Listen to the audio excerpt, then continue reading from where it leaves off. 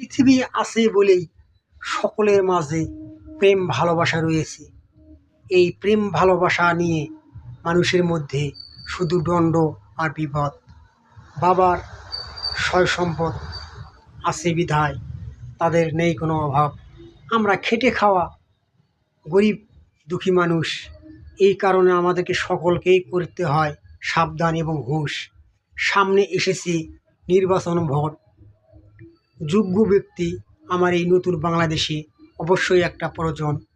সে গরিব দুঃখী খেটে খাওয়া মানুষকে মুখের হাসি এবং পাশাপাশি যে নেত্রী এবং যে নেতা আমাদের পাশে থাকবে, সকলে মিলে আমরা তাকে সেই ভোট দেব।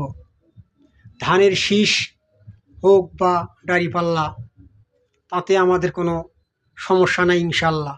আমি জানি দাঁড়িপাল্লাই এবার হবে এই পীরগঞ্জ থানার এমপি। সকলের মুখে, সকলের চোখে, সকলের হৃদয়ে একই কথা বলে। যোগ্য ব্যক্তি একটাই হলে রুহুল আমিন হুজুর। এই নামে সকলেই মাঝে উঠে গেছে সেই ভোট নিয়ে গোলযোগ। সকলে মিলে দলে দলে তাদেরকেই দিবেন আপনারা সকলে মিলে ভোট।